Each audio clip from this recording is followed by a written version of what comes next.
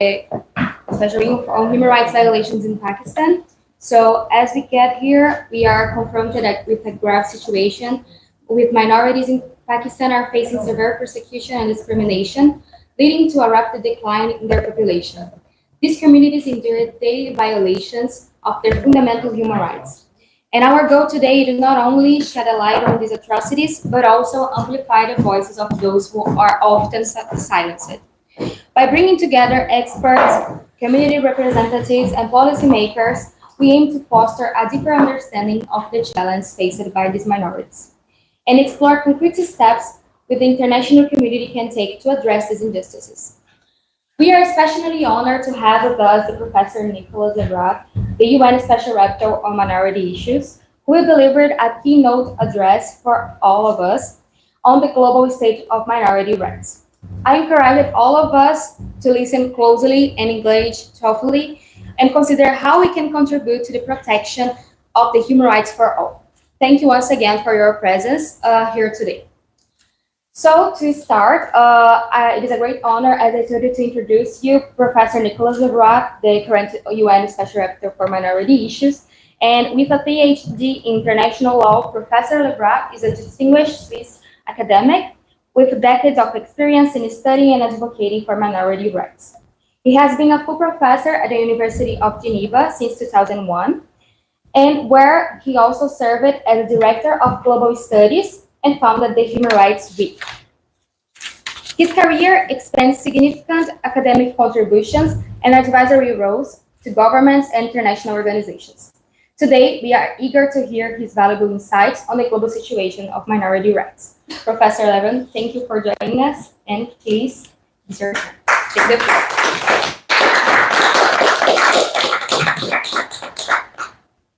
It's okay if I speak. Definitely, sure. Fine. So first, thank you very much for the presentation and for the invitation. I very much appreciate to be here as a special rapporteur on minority issues. It is very important that I can participate to such events to hear the voices of representatives of minorities. In Geneva, we work a lot with diplomats, representing states, and naturally the UN is a state-based and state-led organization, but it is important that as Special Rapporteur, we create some sort of a connection between advocacy group in the field of human rights, and as far as I'm concerned, on issues related to minority, and with representative of governments in Geneva. As you said, I am a professor at the University of Geneva, so I'm based in Geneva, so every week I can engage with government, but not every week I have the chance to come to such event. So for me, naturally I will say a few words and ask, but it is more important for me to listen to what you have to say and then to try to work in the system to improve the situation of minority groups. Also, it's very important to learn specificities of minority situation because minority rights are not universal rights. Actually, in December 1948, when the General Assembly adopted the Universal Declaration of Human Rights, there is a specific paragraph or section of this resolution of the General Assembly dedicated to minority issues, and in which the General Assembly clearly says that minority issues cannot be summarized in one article of a Universal Declaration because they are specific for each country in which they rise. So we know that in Pakistan there are minority issues, and I need to know what is specific about both the situation of minorities and the policies that are implemented, and hopefully I can then engage within the mechanism that exists around the Human Rights Council, which is also based in meeting in Geneva regularly. There are different procedures and there are ways to at least bring issues on the agenda. Results take sometimes to materialize, but it's not a reason for not trying. So, actually, minority rights, minority issues, like most of international law, is a very European concept. Actually, it was created before, at the international level, a regime of protection of human rights. It was after First World War that there was, within the League of Nations, minority rights system. It was not universal. It was based on specific treaties with specific situations in specific countries. This is why in 48 they say, oh, we cannot make it universal. And maybe it's not that bad. It's not universal because we have to realize that in the current multilateral system, universal more or less means Occidental. And unfortunately, it is not very good that rights are qualified as Occidental-led, Occidental-based, where geopolitics are involved, and there are other equilibrium, other forces. So, naturally, it's not sufficient not to be universal. We have to give content to these minority rights. And there, again, unfortunately, there are not many provisions of international law, except in Europe. But at the multilateral level, there are not many provisions which guarantee minority rights. There is in the International Covenant on Civil and Political Rights, one article, Article 27, you heard about it, who recognize that in those countries in which there are minorities, these minorities have the right to live together according to their own preferences. And actually, what came much later is in 1992, a declaration adopted by the General Assembly, not in Paris anymore, in 48 in Paris, adopted the Universal Declaration of Human Rights, now in New York for a long time. And in 1992, there is a declaration, like the Universal Declaration of Human Rights. It's the same legal value, which is not compulsory. Unfortunately, it's not a very strong legal value, but this declaration on the right of persons belonging to national or ethnic, religious, and linguistic minorities has been adopted by consensus. And this is important. Even though it's not compulsory, no state in the community of states in 1992, there have been a few additional states joining the UN since then, including Switzerland, by the way, which joined very, very late. Another matter. But no states oppose the idea that minority do have specific rights. And what is interesting is that the heart of minority rights is about non-discrimination. But then we should think twice about it. Because in the Universal Declaration of Human Rights, as I said, Article 2 of the Universal Declaration is about non-discrimination. It's forbidden to discriminate based on a series of grounds. And actually, those grounds are more or less the same, at least four of them, that we find for all minorities in the Declaration of 1992. So, how come in 48 you have an article which forbids discrimination, and then you have a specific part of this resolution which said we will have to deal with minority issues? I think the main reason is that classical understanding of non-discrimination is to treat in the same way all persons. All persons are equal, all persons should be treated in the same way. But actually, there are people who are in different situations. For example, if we take language, if persons have as mother tongue a language which is not a national language, naturally, treating them equally with all the other, meaning asking them to speak the national language, is a form of discrimination. So minority rights are additional to the existing human rights.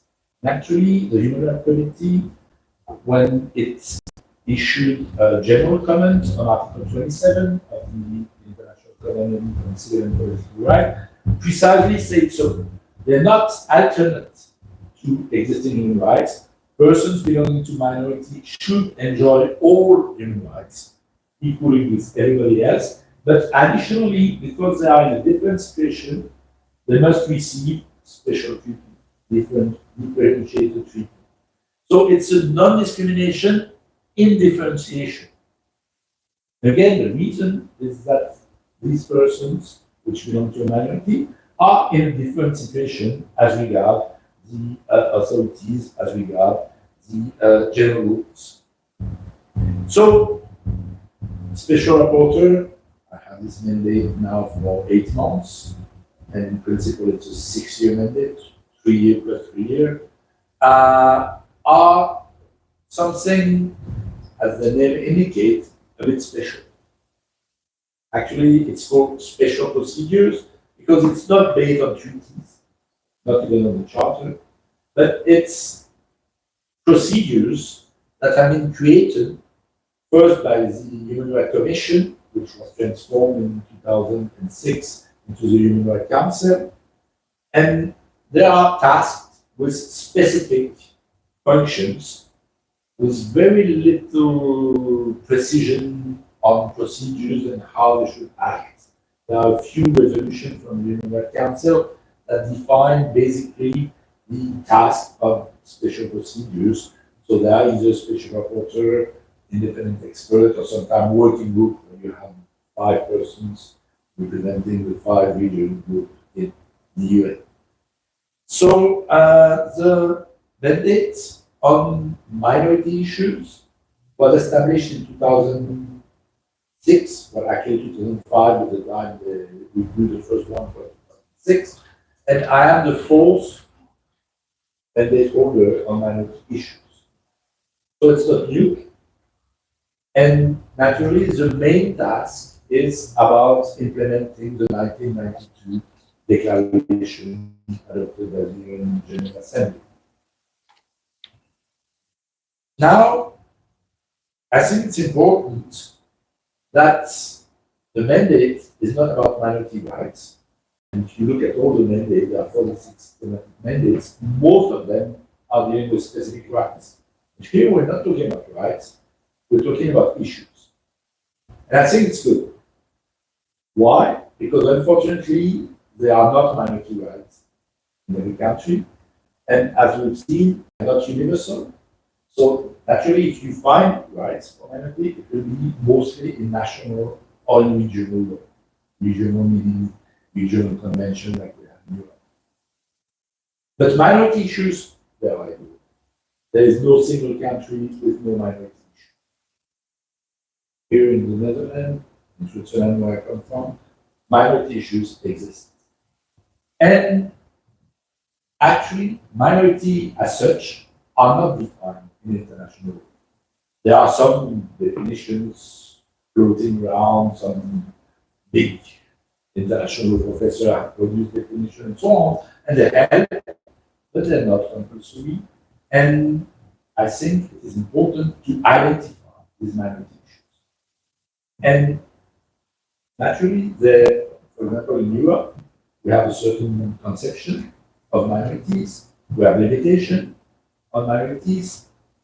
For example, European countries, especially through the treaty that exists in the Council of Europe, through the action of the OSCE High Commissioner for Protection of National Minority, is important.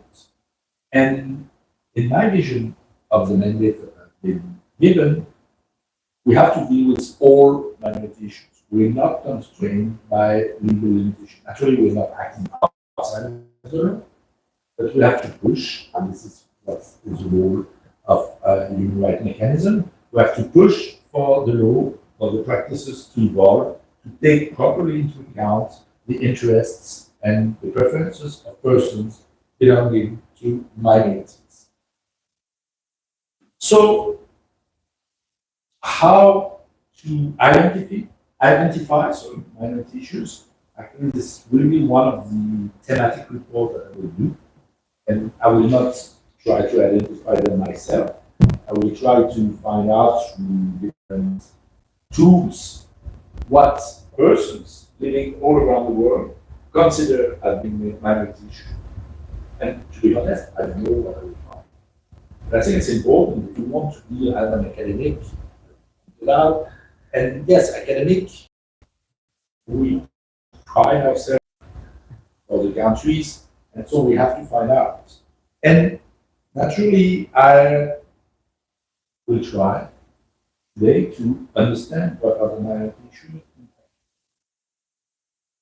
And minority rights, must be rights at some point, are in the field of human rights interesting in substance.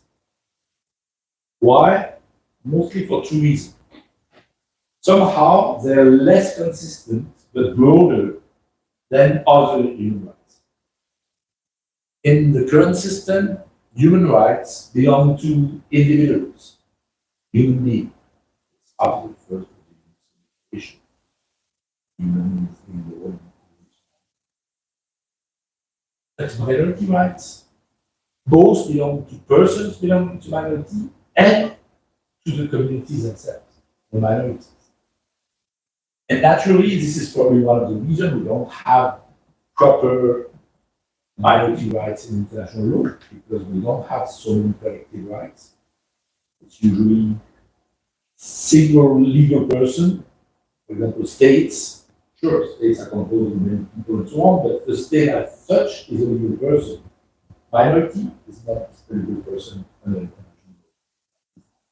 That's up till today.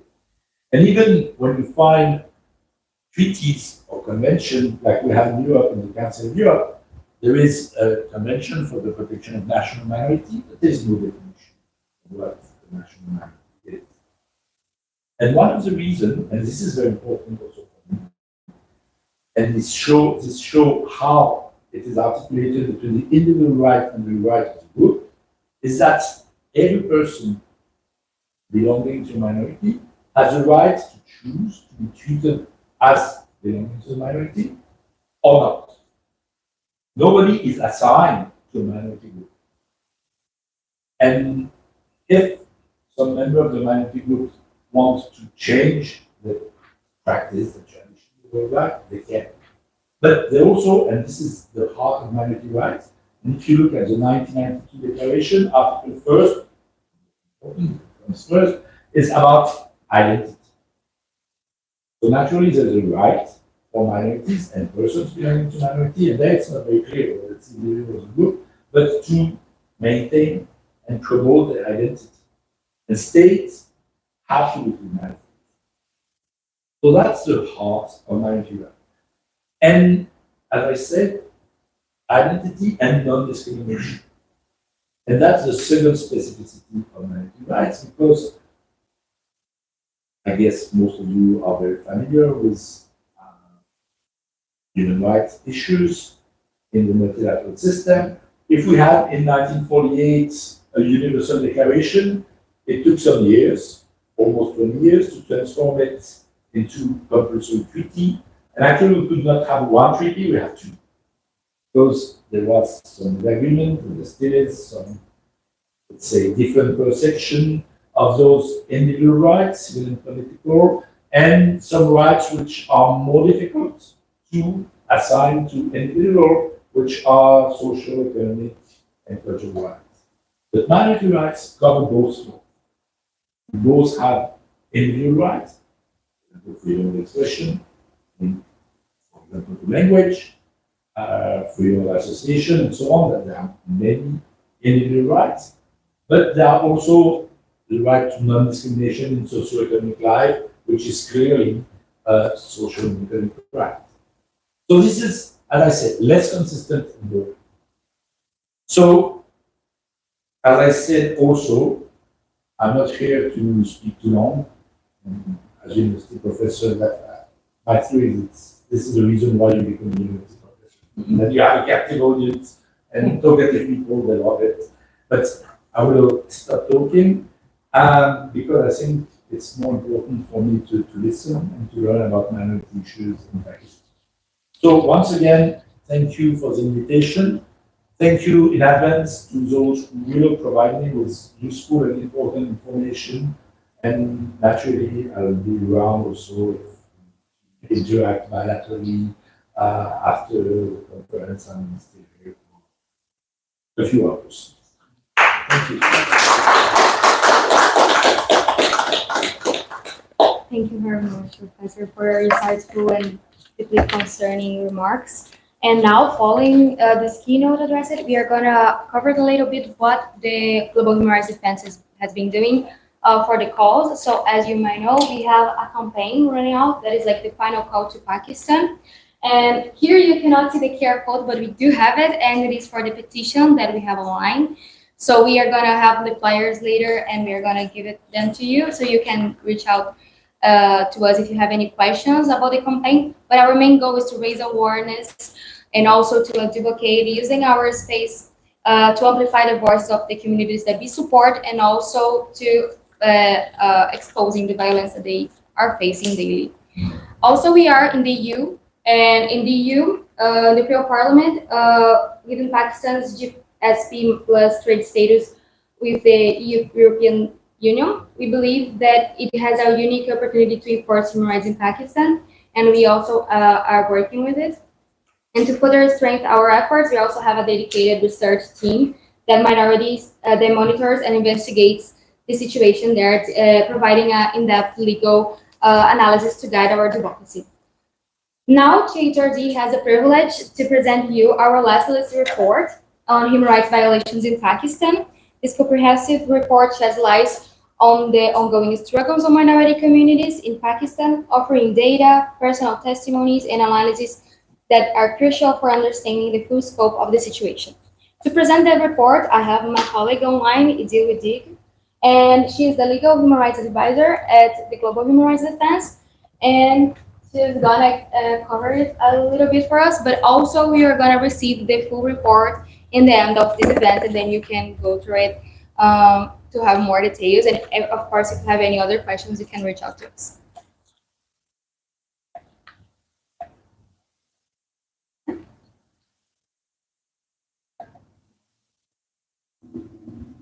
Because we're also having a live coverage, so we are trying to align because it's gonna be online, so we want both of the audiences to reach.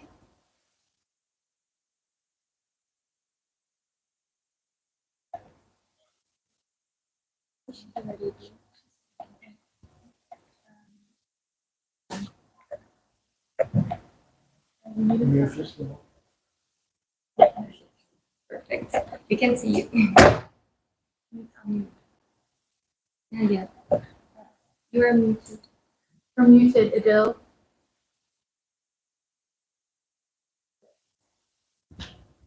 No.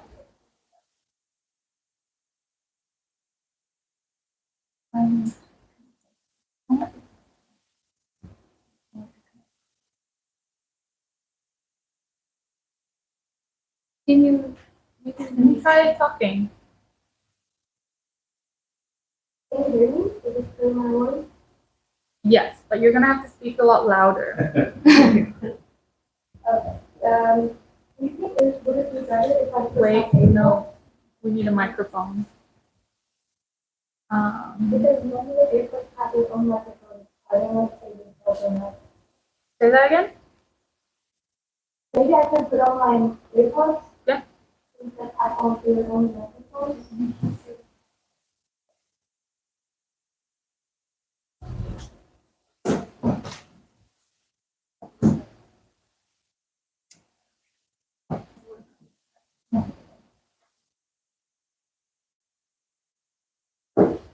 Is it clear or something better? A little bit better. Better?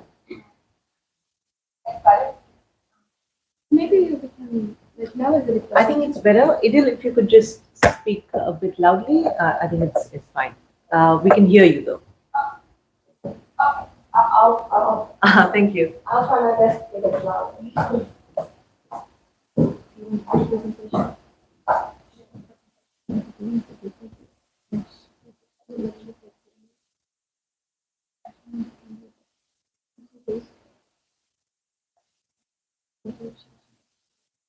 Okay, could you share your presentation? Then we can see from your screen.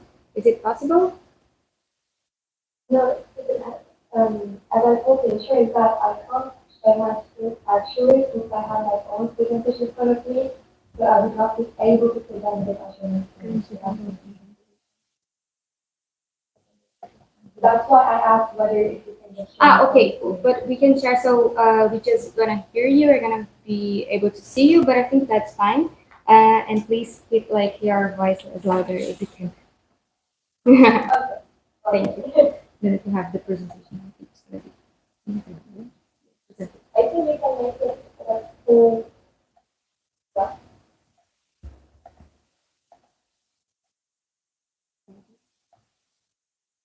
Okay.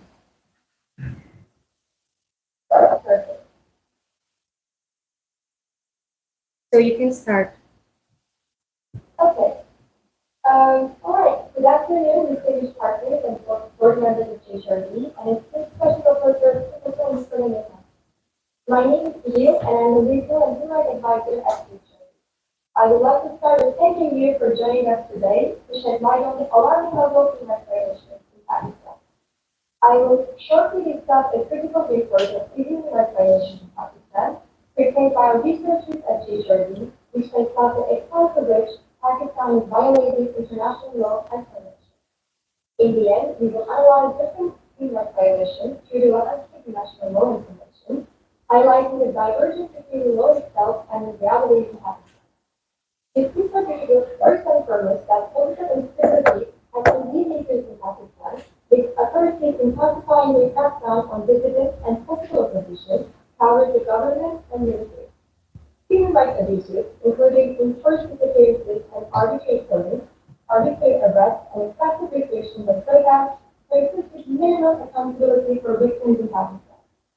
Given the nexus between the protection of human rights and democracy, this report also highlights a critical point that explains the current habit, which is Pakistan is not a free democratic country.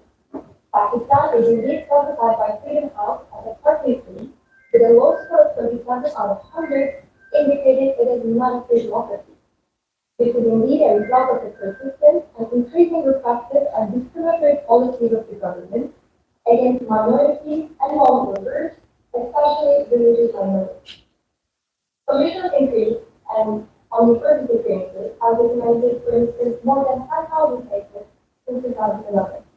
So this report reveals that extensively, Pakistan faces severe human rights violations across various domains, reflecting deep-rooted challenges and systematic misuse. One major area of concern is the gross prohibition on protest and assembly, which severely infringe the right to peaceful assembly. The government has implemented sweeping bans on public protest, citing Section 144 of the Code of Criminal Procedure and other restrictive laws such as Punjab Maintenance of Public Order Ordinance and the Anti-Terrorism Act. These measures have led to widespread detention, with over 1,000 protesters arrested, for instance, following the name of the 2023 protest. Law enforcement agencies have also employed excessive forces, including guidance, water cannons, tear gas, and rubber bullets to disperse demonstrations. During the February 2024 general election, these restrictions are further aggravated by armed violence and mobile service restrictions, resulting in casualties and significant disruption to the electoral process. It was seen that in 2023, but also in 2024, there are continued several human rights violations that escalating through the process. Arbitrary arrests and detention are one of these processes. With the government targeting party workers, protesters, and candidates, thereby undermining the rights and liberties, Pakistan is severely undermining the right of free protest and detention for the workers in Pakistan.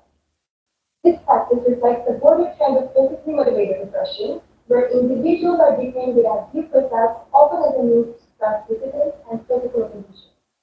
Politically motivated trials further worsen this issue, with trials frequently lacking due process and being used to address political agendas rather than administer justice impartiality. This diversion of legal fairness has been met with international criticism, highlighting the deterioration of judicial independence and rule of law. The right to freedom of expression has also been severely curtailed through restrictive legislation and censorship. Laws such as Pakistan Electronic Media Regulatory Authority Ordinance in 2002, the Prevention of Electronic Crimes in 2016, have been used to suppress dissidents and control media narratives. Journalists and human rights defenders face intimidation, harassment, and violence, including enforced security. The Federal Investigation Agency (PAI) has questioned journalists and YouTubers under the guise of countering misinformation, while internet and social media restrictions have been imposed. Such measures have furthered civil freedom of expression and curtailed the public's ability to access information. Enforced disappearances and extrajudicial killings remain pressing issues, particularly in regions like Balochistan and Pakistani. The practices target political opposition, journalists, human rights defenders, and minority groups, with over 10,000 cases reported since 2011, as least indicated in the video. The lack of specific legislation criminalizing enforced disappearances and Pakistan's failure to sign international conventions for the protection of all persons from enforced disappearances reflects a troubling disregard for international human rights standards. Those families that face further widespread harassment and incidents such as the excessive use of force during the Baloch Law March in December 2023, highlighting the government's brutal approach to dissidents. In other group of violence that we are going to examine is the rights of refugees and asylum seekers. They have been also compromised. Pakistan, hosting the largest Afghan refugee population globally, has announced mass deportation of over 1.4 million unregistered refugees, with a significant deportation occurring between September 2023 and February 2024. Refugees face challenges in accessing registration centers and are at risk of violence and exploitation, particularly among vulnerable groups such as women, girls, and female offenders. Pakistan's lack of national refugee protection legislation and its non-signatory status to the 1961 Refugee Convention, as well as its 1967 protocol, further undermine the protection of refugees. Religious minorities in Pakistan is actually the core problem of these works. They have been facing persistent discrimination and persecution.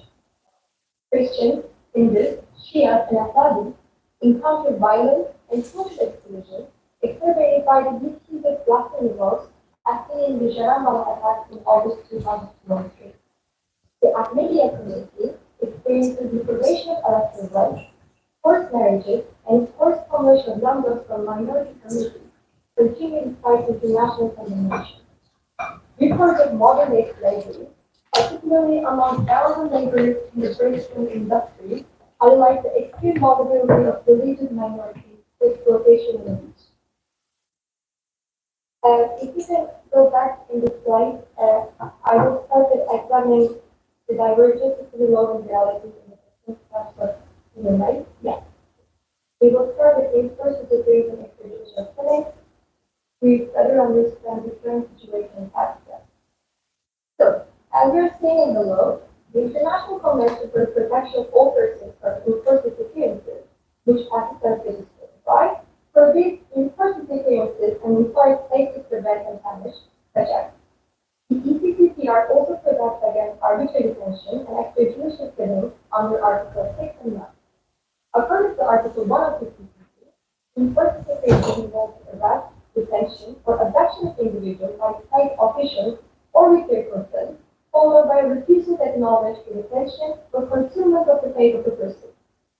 The Convention requires states to investigate, persecute, and punish those responsible for enforced disappearances, and to provide victims and their families with remedies in court. In addition to CCP, as Pakistan is notified, in this case, international convention which Pakistan is a party provides important protection against arbitrary detention, which is judicial killing. Article 6 of ECCPR guarantees the inherent right to life, which implies that no one shall be arbitrarily deprived of their life. Article 9 of the CCPR further protects individuals from the arbitrary arrest and detention, ensuring that any deprivation of liberty must be lawful, necessary, and proportionate. When we look at reality in Pakistan, we will see that in-person security in Pakistan typically involves abduction of individuals by security forces or affiliate groups, followed by a denial of their behalf and legal status. Families of the detectives face severe psychological trauma, harassment, and intimidation, which further exacerbates their suffering. The Pakistani government's response to allegations of in-person security and extrajudicial killings has been also marked by denial and lack of accountability to the conflict. Investigations into these abuses are also superficial or non-existent, and perpetrators are rarely held accountable. They impunity perpetuate a cycle of violence and reinforce a climate of fear of repression. If we can go with the next group, now we will examine the rights of religious minorities in Pakistan. Article 18 of the ECCPR guarantees the right to freedom of thought, conscience, and religion, including the freedom to manifest one's religion or belief. This right is also protected under Article 27 of the Universal Declaration of Human Rights. But in reality, discrimination and persecution of religious minorities in Pakistan, including the misuse of blasphemy laws and forced conversion, violate these international protections. The lack of effective measures to safeguard the rights of religious minorities, coupled with discriminatory practices and violence, breach Pakistan's obligations under the ICCPR and UDHR. When we continue the provisions of the Act, the same international convention this time guarantees the right to peaceful assembly under Article 41, which states that the right of peaceful assembly shall be respected. Additionally, the Universal Declaration of Human Rights supports this right in Article 20. So, Pakistan's both provision of protest and assembly infringe upon these rights by restricting public demonstrations and limiting freedom of expression.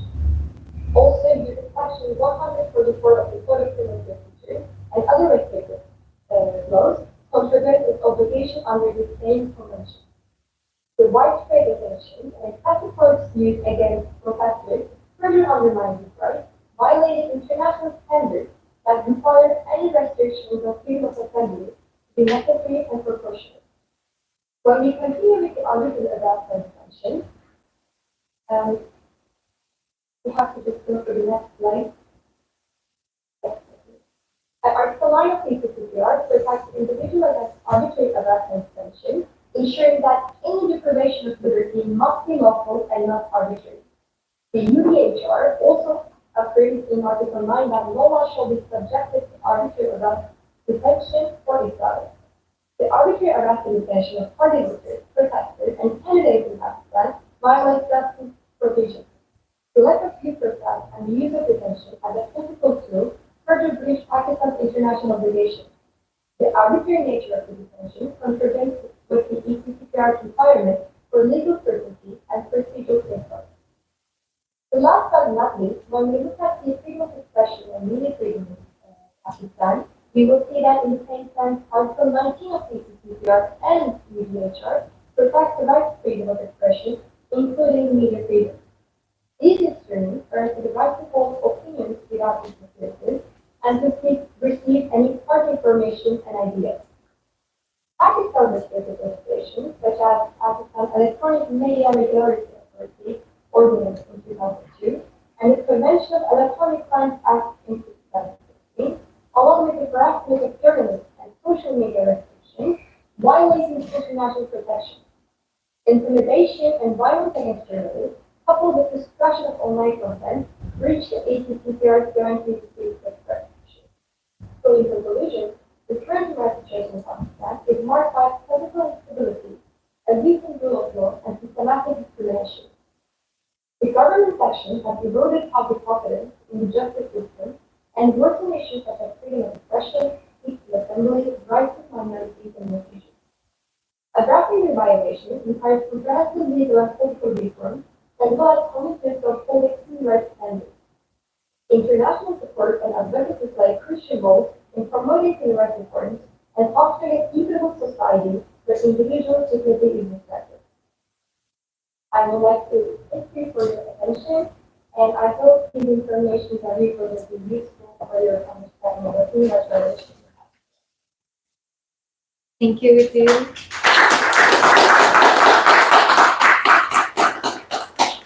Thank you, Ritu.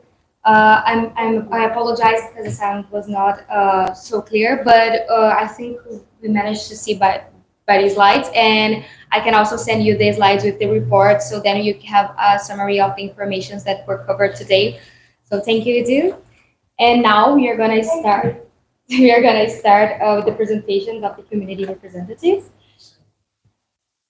So we now begin the presentations, and the first speaker we have the honor to present is Dr. Lakshman Luhana, and he's the General Secretary of the World Sindhi Congress, a Sindhi-based human rights advocacy organization.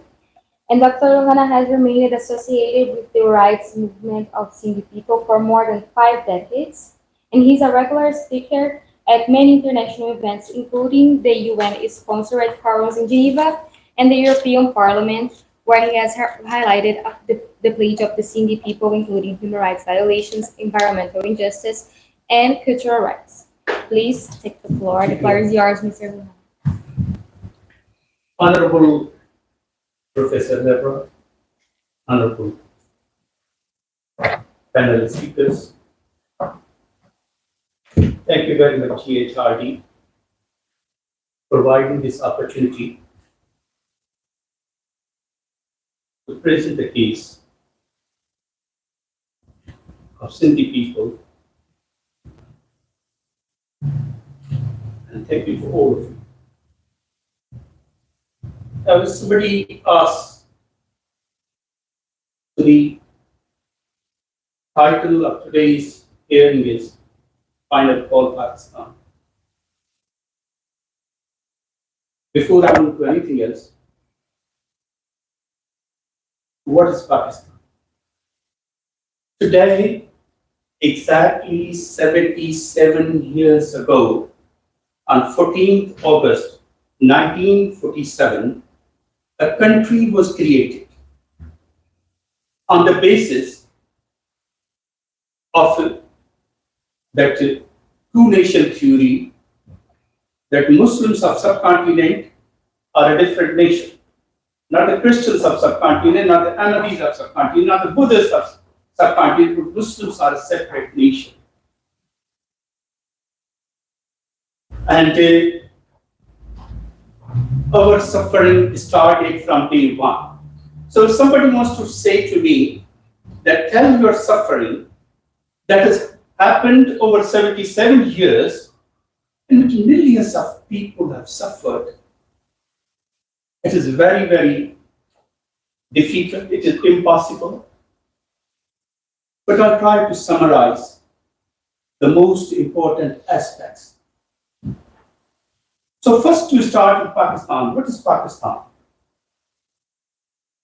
Now, incidentally, the Pakistan that was created in 1947, within less than 25 years, 54% of the people said, we don't want to be part of this, and they got separated. They got their own country independent, which is called Bangladesh, although there is a lot of turmoil, a lot of reasons, that is beyond the scope of this. Then, from day one, the country that was created on 14th of August, on 15th of August, they say, look, in this country, there is only one nation. Not the nations, Sindhis and Balochs and Bengalis and Pashtuns and Punjabis who have been there for thousands of years. There is no other nation. And whosoever will talk, and there was even there is a speech of the founder of Pakistan, Qaidism, that those people who talk about their national biases and about the language and all these rights, they are traitors, they are infidels, and they are atheists. And that was the guiding policy that started from day one. So how that Pakistan has evolved? In the 77 years, 35 years, Pakistan has remained under direct military rule, which we call martial law.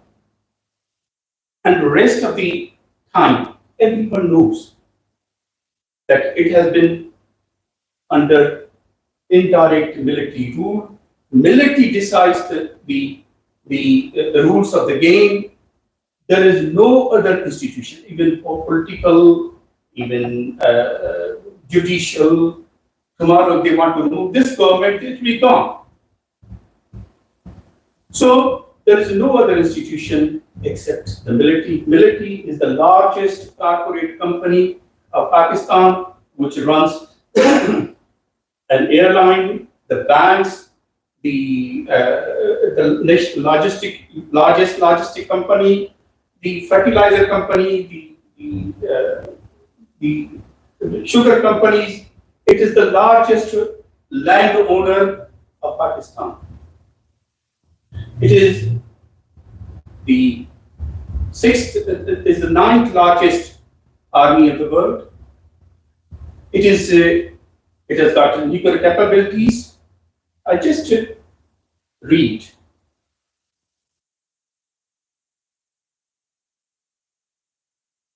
That the Pakistan's in global terrorism, it is 4th out of 89. Human development, it is 161 out of 191. It is quality of life, is 69 out of 83. It is health expenditure, is 124th out of 169. It is corruption perception, is 133 out of 180. It is democracy index, is 123 out of 176. It is press freedom, is 139 out of 180. It is the rule of law, is 130 out of 142. It is a total troops are number 9th in the country, and in global peace index, it stands at number 40th out of 163. So these very simple, but they speak a lot. And under a constant, consistent, and ruthless army, presence and rule, there is that these are the indicators that tells the story. And in reality, honestly, what do we say? But unless we do not are clear, Pakistan is a de facto under de facto military rule, and it is a military state. And we live in that. And the root of the problem is not only the army rule, constant, but it is basically the use of the religious extremism. And there are over 20,000 madrasas. And every year, they produced 2 million religiously educated students. What would happen? We see the situation of that. And now coming to Sindh. So in that situation, we are Sindhis. Now what is Sindh? Sindh is one of the most ancient countries in the world. Sindh is mentioned in the oldest written text of the subcontinent, which is called Vedas. And in Veda, Sindh, that has come 33 times or 36 times. And to your surprise, that Vedas discovered this entire geography of a subcontinent. So there is a reference to Bihar and Punjab, but they are not mentioned with these names. There is only one country that was mentioned with the name of Sindh 4,000 years ago, and that is still remembered, and it is called Sindh. And Sindh is the bastion of Indus Valley civilization. I wouldn't like to go into detail, but I tell you that 4,500 years ago, the largest urban conurbation was Mohd. There were other as well surrounded it, but the largest urban conurbation in the entire world was Mohenjo-daro, and that is Sindh, and that is Indus Valley civilization. In this part of the world, people have evolved. The religious harmony is secularism, religious harmony, religious tolerance is inherent part of Sindhi society. Now, coming back to the what is happening in terms of the human rights violation. There are too many things. Now, what is happening currently? What's the current situation? Now, a month ago, Melody said we need 6,000 acres of land for DHA. And what is DHA? It is Defense Housing Authority. And what is the purpose of the DHA? It is for the benefit and welfare of the armed forces of Pakistan. Now, there are already 8 other phases of DHA already there. Now they are asking 6,000 acres. Now 6,000 acres of land is equal to 24 kilometers square. And already under DHA, they are having 20,000 acres of land. And 20,000 acres of land is 80 kilometers square. So if you combine 80 kilometers square and 24 kilometers square, they become 104 kilometers square, and that is 10 kilometers square bigger than this entire state. That is bigger than Brussels. That is bigger than Geneva. But that's not the only land that they are taking. They are taking this land, which we call Box Bay area. That is the costliest land currently in Pakistan. And DHA in Karachi is the most costliest. I was just looking at yesterday the plots that were advertised. There is a plot of 800 square yards, commercial. Do you know what is the price of that? Any idea? It has been advertised at 1.5 billion rupees. It is advertised at 1.5 billion rupees. But that's commercial, the other plots. So the cost of that, the 6,000 acres of land, is at a minimum is 10,000 billion rupees. Okay, but this is not the only land. In Karachi, more than 50% of the lands is owned by army. There are other cities, the command area, Fizaya, is for the Air Force. They have not only given land to them, they have given land to their proxies under for residential developments. There is one Bahia town. Bahia town has been given 46,000 acres of land. And 46,000 acres of land is more than 200 kilometers square. That is twice the size of India. And what happens when they occupy these lands? It's not these are barren lands. There are communities living there for hundreds of years. There are people who have been living for hundreds of years. There are ecological habitats. There are historical sites. There are heritage sites. And we've seen in the past, the bulldozers will come, the police will come, the rangers will come, the army will come, get these back. And those who stand in the way, they will be wiped out. They have destroyed thousands of villages over this period. And this carries on. Army take the site and they take it. Now, second is the agricultural land. In February, there was a temporary government, not elected government, and they decided that, look, we gave 52,700 acres of land to army for corporate farming. What about these millions of Sindhi peasants who are dying? You give this to corporate farming? So that was allotted. The caretaker government allotted 52,000, but that doesn't have even legal, moral right to do that. They did it. That's And now they say we need another 2 million acres. But this has started now. It has started from day one. In 1947, 700,000 acres of land of Sindhi Hindus were left. And since then, literally, they have taken millions of acres of land. And after particularly the Sakhar Barrage, Kotri Barrage, they were randomly distributed like war booty among the generals and brigadiers sitting and retired and all that, relatives and all that. Also, the third mechanism of occupied lands is through cantonments. So now last year, they went to a village, there are armed people there, so they surrounded it, they fired upon directly, 4 people were killed.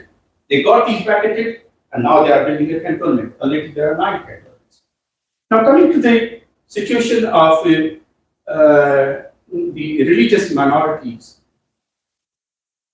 as the country stands on the basis of religion, so there are constitutional discriminations within the constitution. But the Hindus, Christians, Ahmadis, they suffer a systematic persecution. But to be honest, it's because it is my pain, therefore I feel it more. I feel the pain of everybody who suffers, but Sindhi Hindus suffer the burnt of it. And how this is happening? According to the Human Rights Commission of Pakistan, every month in Sindh, 20 girls are abducted. And mostly these girls, I've got all the photos, I have made the presentation probably some other time. But most of these girls are under 16. And many of these girls are as young as 11, 12. They are force abducted, force converted, force married to the abductors. And to date, this practice is going on. To date, not a single perpetrator has been captured or punished. There has been recently a very high-profile case of 7-year girl. Her name is Priya Kumari. She was abducted on 19th August 2021. And there have been hundreds of others. You will see on the social media, her mother is crying, father is crying. There are hundreds of others. So rather than, and the government is acting, yes, we know her whereabouts, she's very well off, you don't, why you don't return her to her mother if you know her whereabouts? Jesus too. In Pakistan, currently there are 400 cases of bliss family, 400 young people, and they are facing death. Now, finally, you talked about in the enforced disappearances and the extrajudicial killings. Now, there are, in this month, there have been, not this month, until now, this year, there have been more than 50 enforced disappearances. There have been 3 extrajudicial killings. One of these is Hidayat Lower, who is human rights defender, who was abducted once, remained missing for 19 months. His girls are very active in the Voice for Missing Persons of Sindh, and in a daylight in February, he was murdered. Another, the journalist was reporting on the atrocities of military. So, from since 2010, there have been 1,200 cases of missing that have been reported. In 2021, UN's working group on enforced and involuntary disappearances, he issued a joint communication to Pakistan, and that was also signed by the 7 special rapporteurs, and one of these was the minority rights rapporteur. And they said, look, we recognize that you are abducting political activists and human rights defenders. We know that the army and agencies are involved in it. We know that your judicial system has failed to get any remedy to them. They haven't responded. Now, coming back to Sindh, Sindh currently provides 70% of revenue and resources of Pakistan. It gives 78% of gas of Pakistan, 54% of oil of Pakistan, the only fully operational seaports of Pakistan. It has got 6th largest coal deposit in the world, which is equal to $23 trillion. Sindh produces gas, but in the areas where gas is found, there is no gas. Sindh from this coal produces electricity, but in the areas, the villages, they are without. They only get, yes, they get the pollution coming from the plumes of these coal burning power plants, but not these. Okay. So this, the continuous human rights violation, what it has resulted in. Now,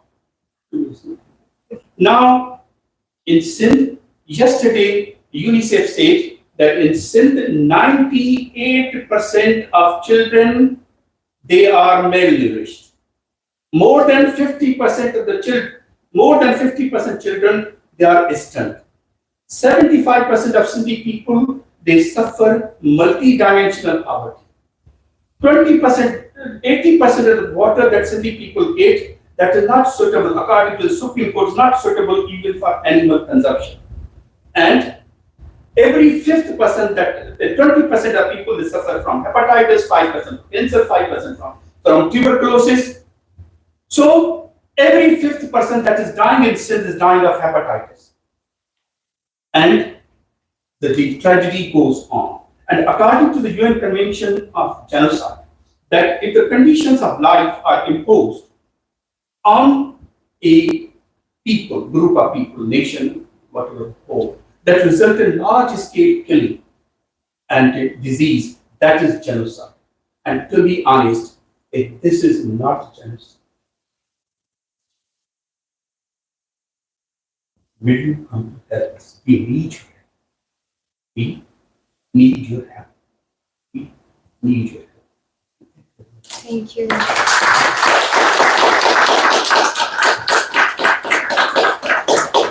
Thanks so much for your contribution, Mr. Lohana. And also the case that Mr. Lohana mentioned the case that Mr. Lohana mentioned about Priya Kumari, we covered it in our social media. So we have an interview about it in our website and also a post on Instagram covering it. It is a very touching case.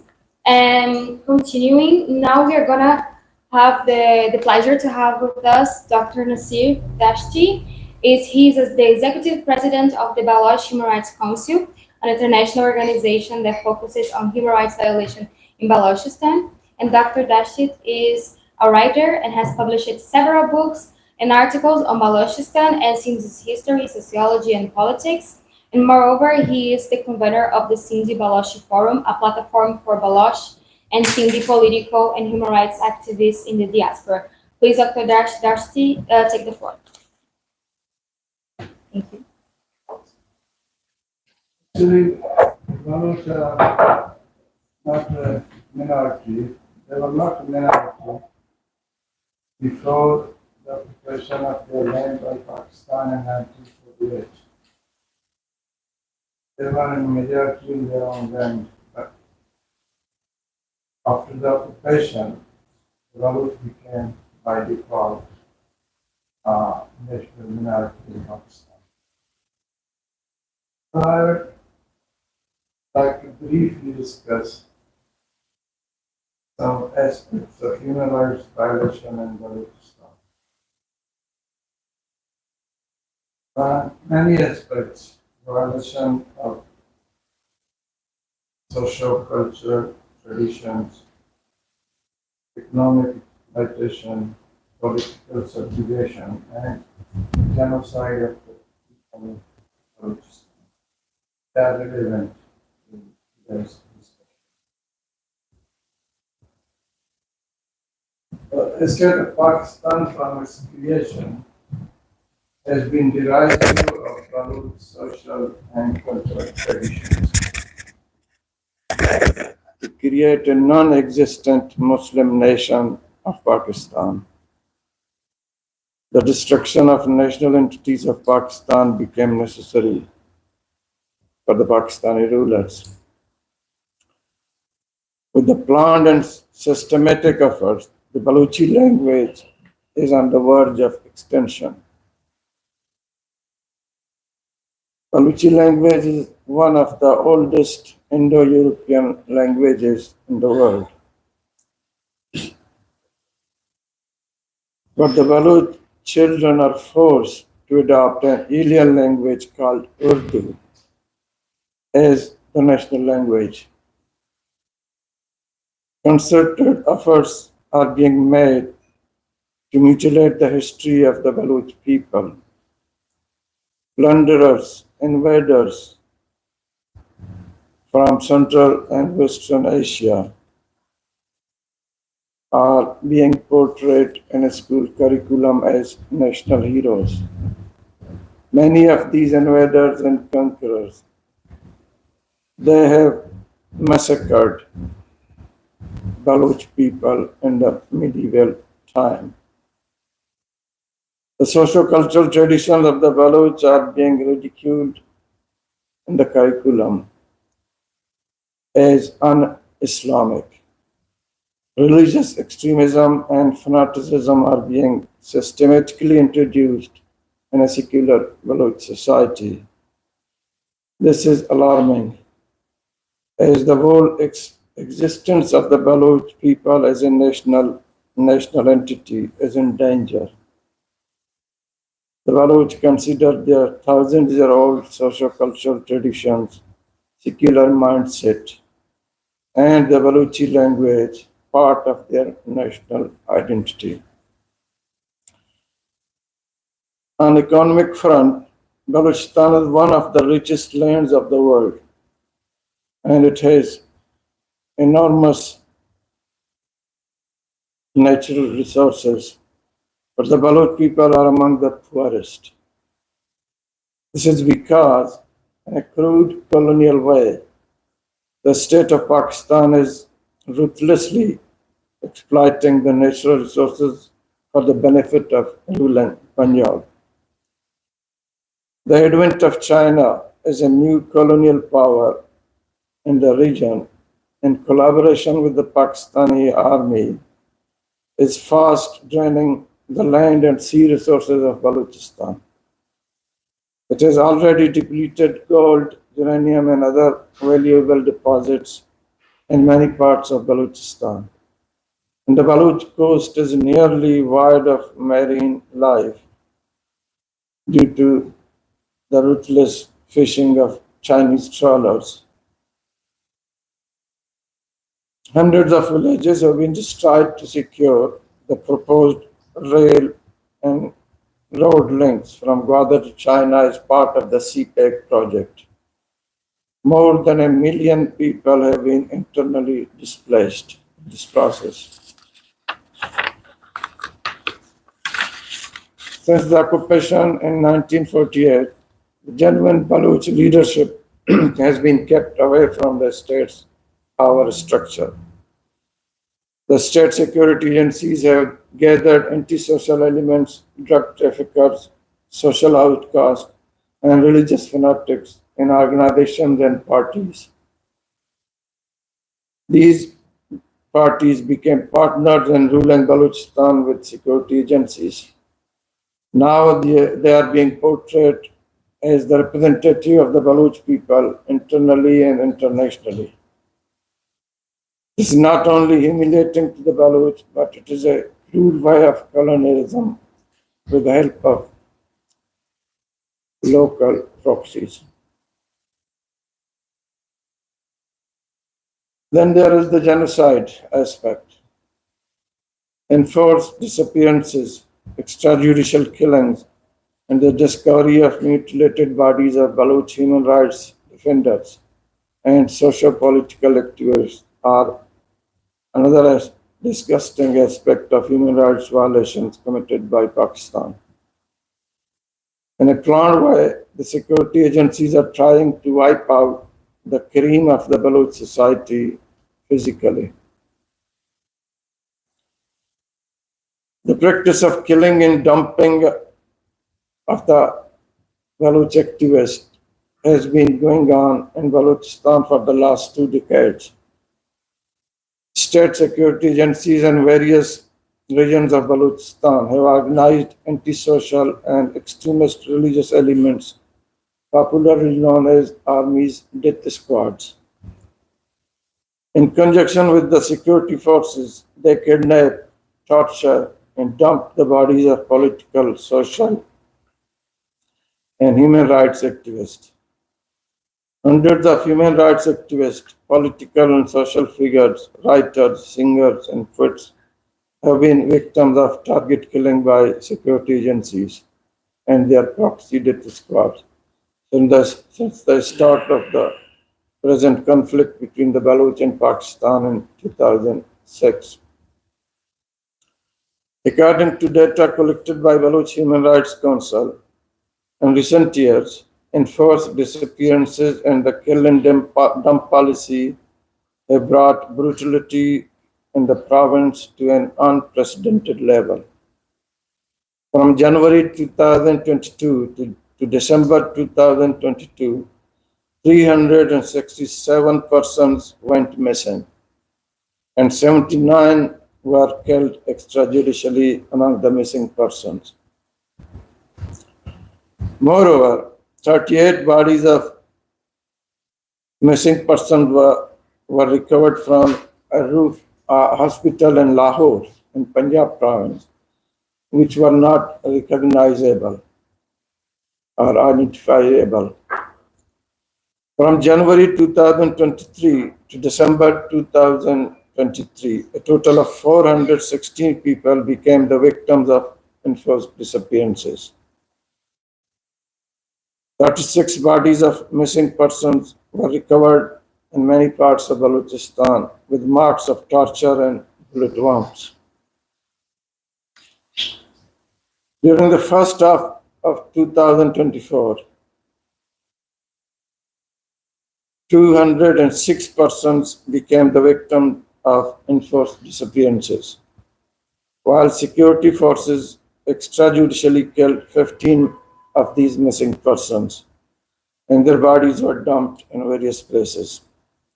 Last month, in July 2024, the security forces beat peaceful demonstrators in Gwadar town and other parts of Balochistan. They beat women and children and brutally killed 3 demonstrators. More than a dozen demonstrators became the victims of enforced disappearance during the month of July. Now the question is why Pakistan is doing this. Since the occupation in 1948, the Baloch have been resisting the subjugating and colonial measures of Pakistani state. From time to time, resistance manifested itself in political agitation and armed resistance movements.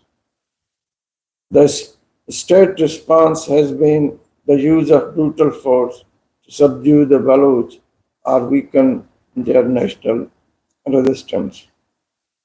Since 2006, the Pakistani state has unleashed a reign of terror with accompanying gross human rights violations in Balochistan, where people are facing a brutal military operation that has resulted in unimaginable losses in men and material.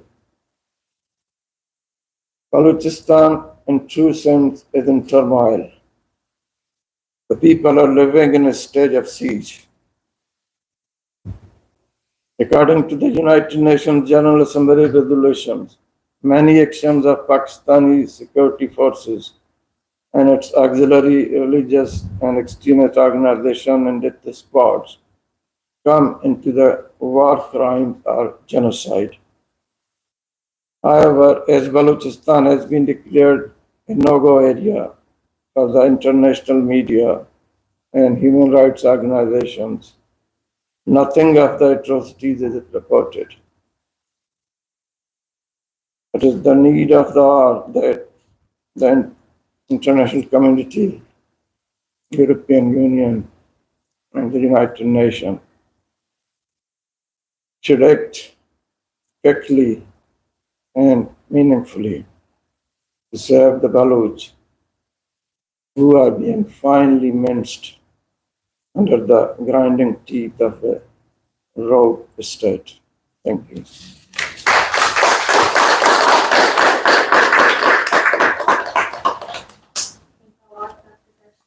And just complete and add to your speech, I invited Mr. Kamal from the Baloch National Movement Human Rights Department to also give this speech. So, pleasure. Thank you so much for being here, and thanks to GHRD for inviting me here, letting me share the cries of Balochistan. At this very moment, I can see myself back in my village, standing and looking to a kid who's holding a banner, white banner painted in blue, written, "Where are you, United Nations?" whose father is forcibly disappeared by the Pakistani forces. At that moment, I was looking at that kid and imagining that in this far-flung area, where we are not even allowed to hear our own cries, will United Nations hear anything from this kid or not?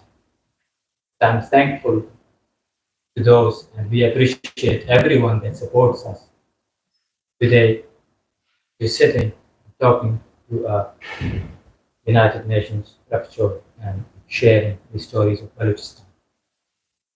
I'm sorry that I might fail to share my message in academic wordings because I'm not one of the privileged activists who was supposed to be here, but I'm one of those who refused to see his neighbor, his family members dying in silence by the hands of the Pakistani forces.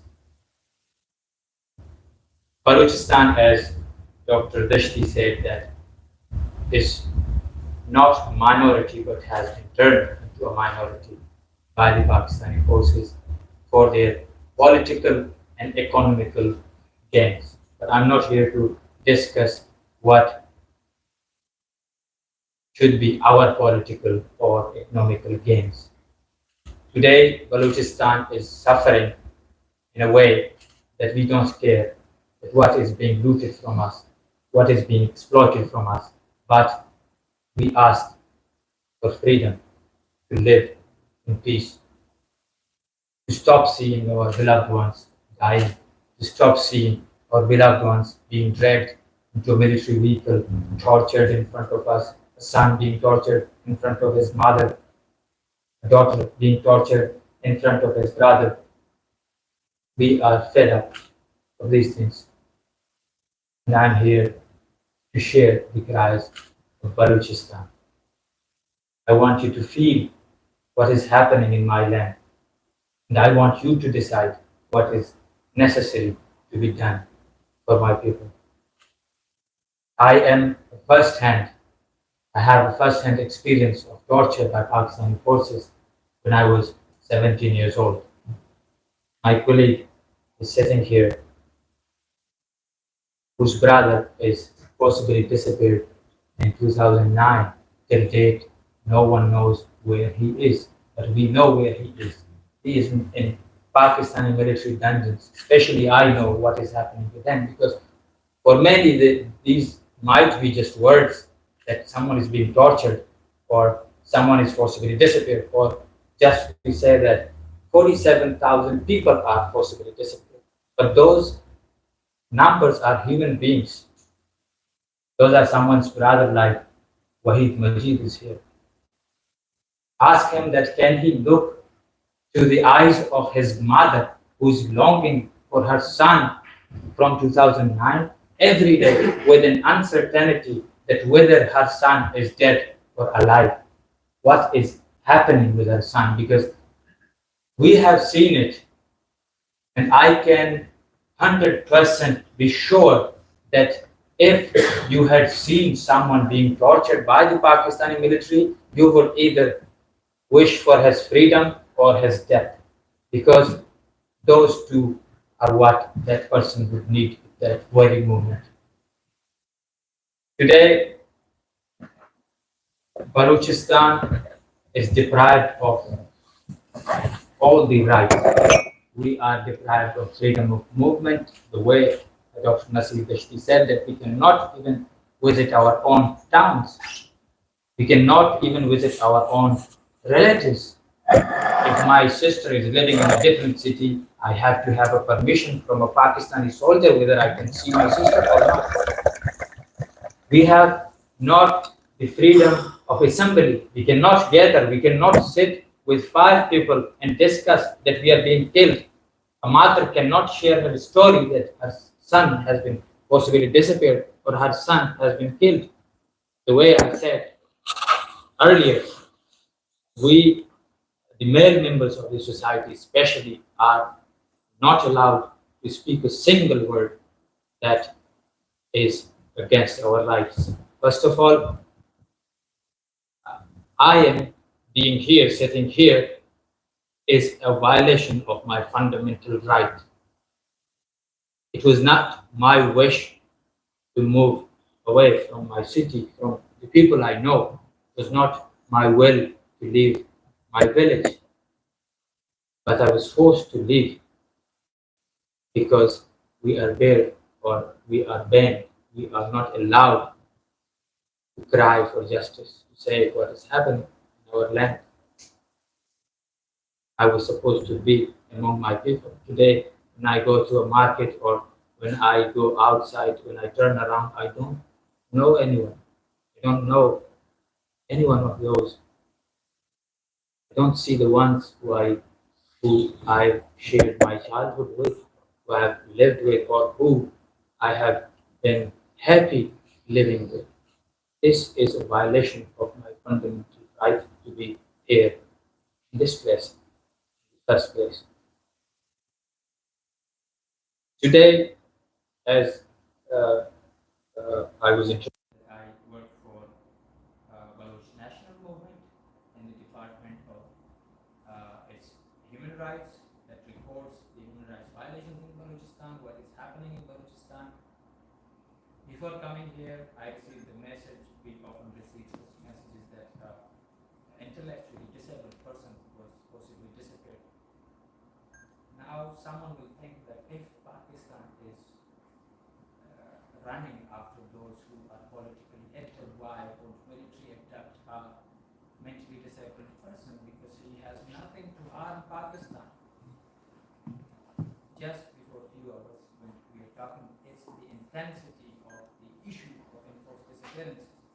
I'm sure, 100% sure, if you take out your phones and you write enforced disappearances, it is first of all Balochistan, you would see, because the intensity is too deep in Balochistan. Every other house is a victim of enforced disappearances, torture, extradition, killings. It's not just the person who is experiencing enforced disappearances is a victim, but the entire family. This practice is a collective punishment, I would say. We can imagine ourselves, our kids, our loved ones, if they have disappeared, how would we feel? The uncertainty, as I said, for a mother, for a sister, is killing them every single moment. I'm speaking in English to you right now. The person who taught me how to speak in English was killed. Our teachers are targeted. Yesterday, Pakistani forces indiscriminately opened fire on the civilian population. One teacher was killed yesterday. Day before yesterday, a 5-year-old girl was killed by the Pakistani forces. It is everyday routine of Pakistani forces to violate our fundamental rights, right to live, that we don't have. After every 5 kilometers, we are asked by someone who is not of our nation, who doesn't speak our language, who doesn't know our culture, who doesn't know our tradition, asks us, where are you going and why are you going? Stops us, doesn't allow us to move freely from one area to another.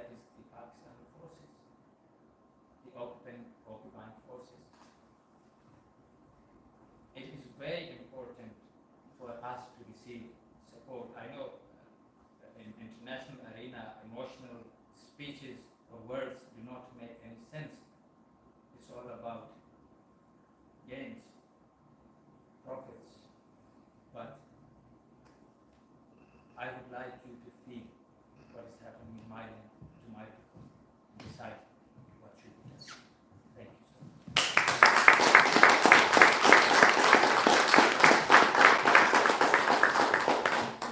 Thank you, Dr. Always a pleasure for me to hear and also to hear all of you. Now we are going to have a break, or we're going to have a coffee break, and we come back in 30 minutes, so 4 hours and 10 minutes, okay? And as it use this moment to refresh yourselves, to connect with your fellow partners, participants also, and we see you in 30 minutes, okay? Thank you.